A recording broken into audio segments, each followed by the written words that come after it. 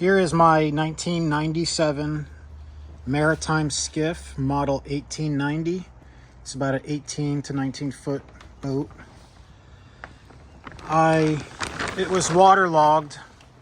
The previous owner had a 90 horsepower Yamaha two-stroke on it, and it would not self-bail. There used to be holes here for the self-bail. I sealed them up. Because I want to raise the deck. I want to raise the deck because I want to put a four-stroke on it, and I don't want to risk having have it not self-bail at rest. Now it probably shouldn't do that at the current level, since I pulled out about 800 pounds of wet foam, but I want to keep this boat for a long time, and I just don't want to risk it. The other thing I want to do is this is a 20-inch transom. I'd like you guys to raise it up to 25-inch transom. And then again, like I said, raise the deck.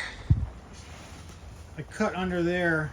I stopped. That foam is dry, and the deck under that is good. What I was going to do was just slide in Kusa right on top of that existing deck. I was going to grind it down, but you get the idea. And then build up the stringers, and again raise the deck about 1.5 inches to 2 inches. And then another concern I have, and maybe you guys could recommend the best way to go forward, but this boat will need to have foam back in it. It's thin-skinned without it, and it holds it all together. I'm sure you guys know that. But I don't want the foam that you guys put back in there to get wet again. So I don't want any fasteners going through the deck. So I'm thinking the console and the seat I got to be glassed in. But the rigging tunnel started there and then came back. That's part of the rigging tunnel at the back, and it had a drain plug. There it is. There, that's the rigging tunnel drain plug. So I would still need that rigging tunnel to drain somehow, either the current system back here or something else. But that's how this boat got waterlogged. The rigging tunnel, I guess water got in it.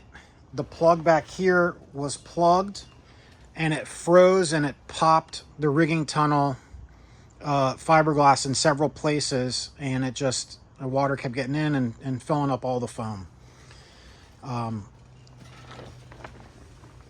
I cut there. This was glassed over, glassed over in there, glassed over, and then foam was all in there. Foam was in these cavities too, but the deck was just on top of them.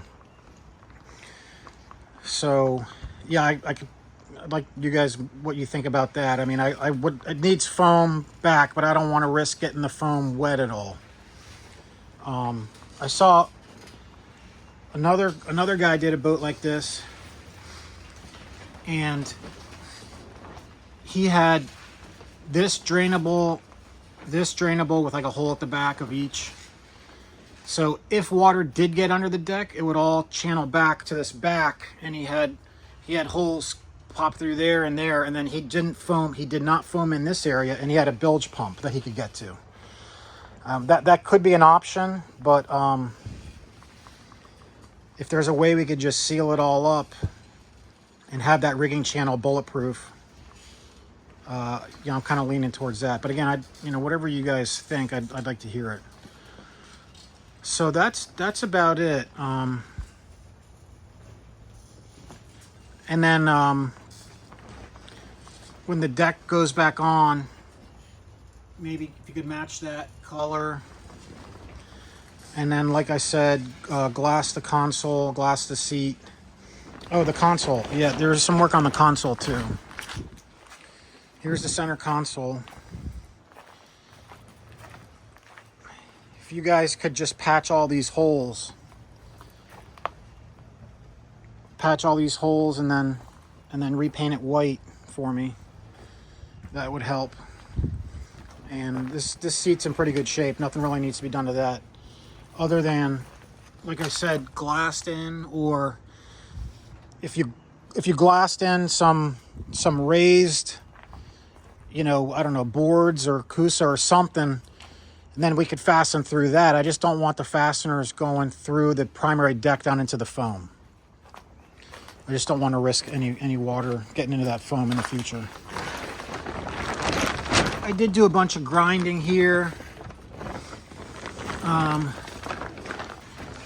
I was gonna raise the transom before I did anything else, so I got all this ground down. So yeah, so that's about it. Maritime Skiff 1890. Appreciate it, guys. Thank you.